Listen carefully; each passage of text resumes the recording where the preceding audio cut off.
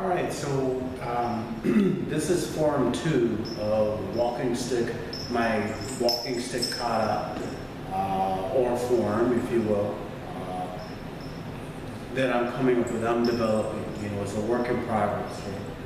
So form 1, we did, in this type of walking stick, where there's a bit of a, hand or top from where you're gripping, and then we have the rest of the walking stick at the bottom. Many walking sticks have a spike at the end too, for hardcore hikers. I know that life. You're walking along and you meet a threat, meaning like a human threat. Animal threats are different. We'll notice something like that. So the first form was you're going to thrust with the butt, all right, to a vulnerable upper part of the human anatomy, and then you're going to hit up or swing upwards between the legs, and then you're going to retreat. But as you retreat, you're going to make sure that they can't follow you or chase you down the road, right? And mostly when you're walking down the trail, and what I'm doing is, and how I'm formulating this is, the trail has lots of trees and you got brambles and bushes. You're not really on a wide trail, right?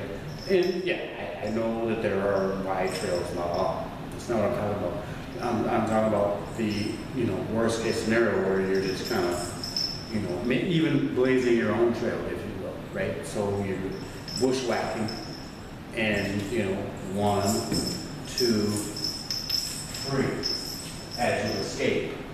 Okay. This is form 2. All right.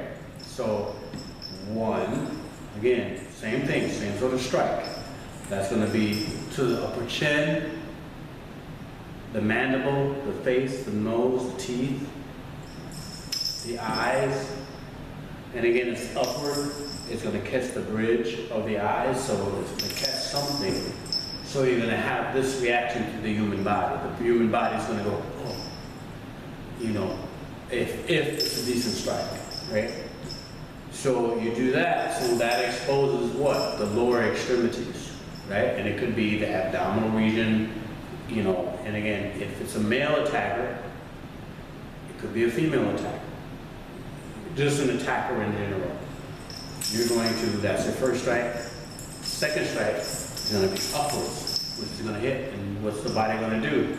They're either going to do one or two things. Most likely they're going to do this, or they're going to do this. Either way, in my experience, the body is going to react like that. And they're either going to back up. Very rarely do they come forward. They come forward after the fact, if you don't hit them right. I digress. So, 1, 2. Now, I'm going to do some fancy handwork here, right? So, 1, 2, and I'm going to take my left hand, because this is in my right hand, and I'm going to grab, and I'm going to reposition so that I can come down, right? In a cleaving motion, right? So this looks very familiar to people that study Kendo or Kenjutsu of Japanese martial arts, and many, weapon-based, sword-based martial arts. But, this is very similar to Jiu-Jitsu. If you're interested in this sort of thing, study Jiu-Jitsu. I'm not versed in it. I would like to be, but I'm just going off of my tutelage in Filipino Martial Arts and just weaponry in general, right? So, 1, 2, and then I'm going to turn this around, and notice how I have to keep it tight, because remember, we're in a tight, narrow space. I got this here, I got that there, right? I don't have a lot of room to start swinging wildly.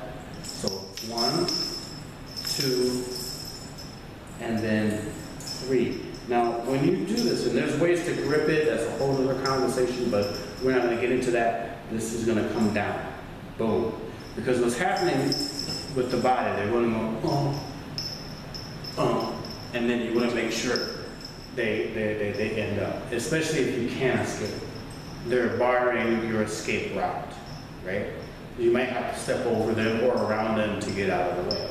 So it's 1, 2, 3, get out of the way, or run away, right? Now, something, again, and I challenge those people that really study Kendo or Kenjutsu, is to correct me on how this downward swing should be done. And I'm doing it right-handed. It should be done left and right-handed, mind you, right? For those left-handed people. You know, again, mostly it's this way and it's coming down. But sometimes there's brambles and there's branches and you get caught up and now your body's open. So the way that I see it is it's 1, 2, and it's kind of on the shoulder now. We don't have to worry about a blade. This is a stick. It's a round thing. So we don't have to worry about blade, sort of handling, which is a whole other subject matter. So I can kind of hold it this way, and I can rope it or loop it down, right? I kind of want to back up a little bit, and maybe this makes sense. So as opposed to doing it like this, I'm going to do it more like this, right? I could illustrate it out. I'd like to illustrate it out, but that's kind of my concept. Because in the woods, on a blazing trail path, you may not have the luxury of going, right? All you can probably do is tap, right? And so if you're just going to tap, how do you generate force, right? Especially if there's no spike dent. You generate force by lowering your center, right?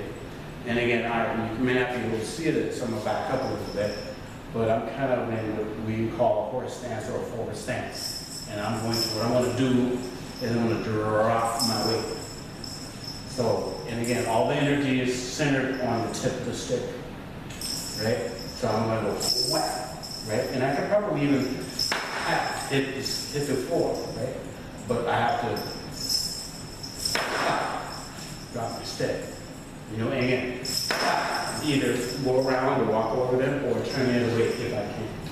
So further away, form 2, 1, 2, I'm going to switch my grip to now, even if I'm square, I'm not in any sort of stance. I'm just like trying to defend myself.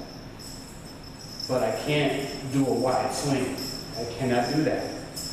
But what I can do is jut this out like that and that. Right? I can jut this out and that. Right? And then at the end of it, drop my weight. Right? And there's a bar here in front, so I won't do that to damage the property. But it will be 1, 2, that. All right, and then be ready for other people, right? Situational awareness. People are pack animals, just so you know. So people meaning people hunt in packs. So again, if you're out in the woods and you're heading along, you have form 1.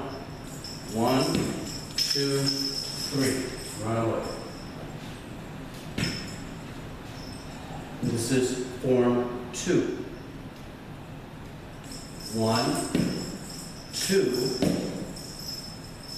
okay? Not up high, but on the shoulder, because there might be brambles or trees on the pathway, and you're going to project. Because again, this could be a weapon too.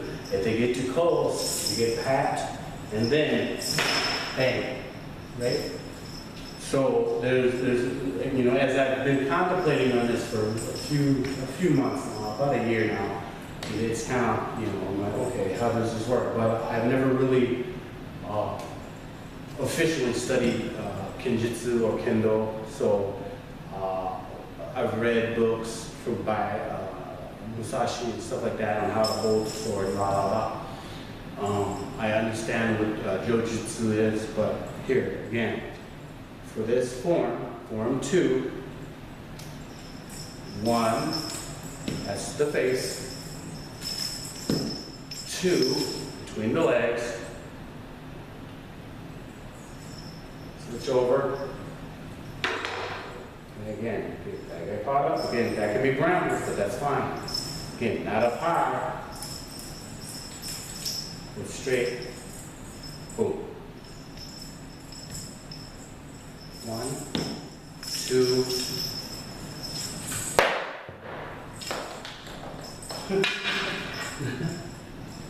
funny, that's cool. That was the rubber part of my stick here. So I gotta epoxy that back on. But anyways, it still works. Now it's sharp. So again, if your stick ever breaks, it even becomes more deadly, depending on the type of stick, because then it will splinter, and now you gotta sharpen spike, and now, again, be mindful of your laws as far as self-defense is concerned. But we're talking about a hiking scenario. You're probably out and about, you're probably by yourself. You know, form 2 from this system that I'm coming up with it is, again, resting position, thrust first, up second. Again, it's not necessarily between the legs, it could be the chin too, right? And then we're going to go on the shoulder, project forward, because that could be a thrust as well, or a hit, and then downward, but it should be set with the bottom, because we don't have the luxury of really doing a wide swing, from Japanese bladed arts and stuff like that, or other bladed arts, if you will, because we might be in a wooded area, so it has to be more boom. And it's not a tap. You really, when you have to put somebody down, you have to put them down, and then keep on going. Because this scenario is if they're blocking your way. This scenario from form 1 is when you can go the other direction, right? This scenario is if you can't, your back is against the wall, so to speak, and all you can do is fight your way out of it. Okay? So anyways, I hope this makes sense as I'm developing in this. Again, comments are certainly welcome. Again, this is just a system I'm trying to develop. You can call it a kata, you can call it a form. Again, these motions are generic. Again, just walking and hiking. I figure it would be, ergonomically correct or ergonomically best to start with the first startle, like I talked about before. The start reaction, as they say. It's like tap, right? And let's take advantage of that reaction. Tap, right? And then run away. Well, maybe I can't run away. Tap, start a reaction. Tap, and then let me make sure that you cannot follow me as I go the direction that you can. All right, I hope this makes sense. Again, your feedback, comments would be very welcome.